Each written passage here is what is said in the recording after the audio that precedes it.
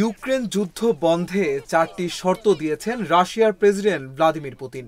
এই শর্তগুলোর মধ্যে রয়েছে ইউক্রেনকে পুরো পূর্বাঞ্চলীয় দানবাস অঞ্চল ছাড়তে হবে, ন্যাটোতে যোগদানের আকাঙ্ক্ষা ত্যাগ করতে হবে, নিরপেক্ষ থাকতে হবে এবং পশ্চিমা সেনাদের দূরে রাখতে হবে। ক্রেমলিনের শীর্ষ পর্যায়ের 3টি সূত্রের বরাত দিয়ে বার্তা সংস্থা রয়টার্স গতকাল বৃহস্পতিবার এ তথ্য জানিয়েছে।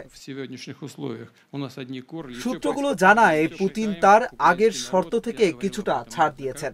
গত বছর জুনে দেওয়া শর্তে তিনি বলেছিলেন ইউক্রেনকে 4টি প্রদেশ অর্থাৎ দোনেৎস্ক, লুহানস্ক, খেরসন ও ঝাপরিঝিয়া ছেড়ে দিতে হবে, যা রাশিয়ার নিজের অংশ হিসেবে দাবি করে। কিন্তু নতুন প্রস্তাবে তিনি কেবল দানবাস অঞ্চল পুরোপুরি ছাড়ার শর্ত দিয়েছেন।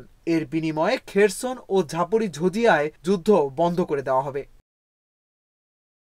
আমেরিকার তথ্য অনুযায়ী বর্তমানে রাশিয়া দানবাসের প্রায় 88% এবং খেরসন ও ঝাপরিঝিয়ার প্রায় 73% নিয়ন্ত্রণ করছে। প্রস্তাব অনুযায়ী রাশিয়া ইউক্রেনের খার্কিভ, সুমি ও দিনিপ্রোপেট্রোভস্ক অঞ্চলের ছোট ছোট দখলকৃত অংশ ছেড়ে দিতে রাজি।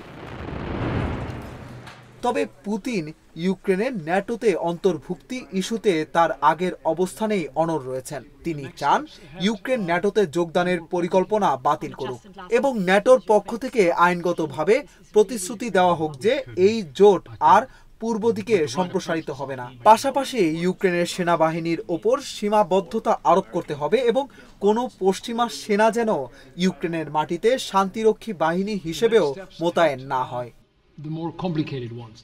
তবে দুই পক্ষের অবস্থান এখনো অনেক দূরে। 2022 সালে রাশিয়া সামরিক অভিযান শুরুর পর থেকে 3 বছরের বেশি সময় কেটে গেছে।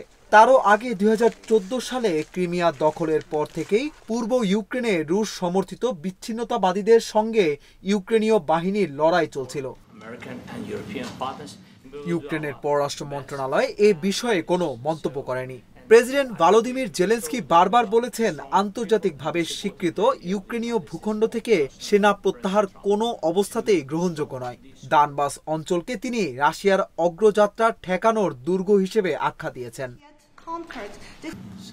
তিনি বলেন, যদি কেবল পূর্বাঞ্চল থেকে সরে যাওয়ার কথা বলা হয় সেটা আমরা করতে পারবো না।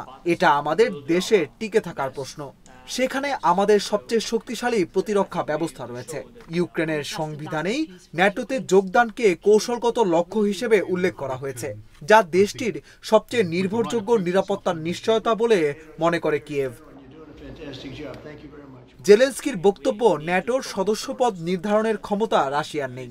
রাশিয়ার প্রস্তাব নিয়ে হোয়াইট হাউস ও ন্যাটো তৎক্ষণাৎ কোনো মন্তব্য করেনি।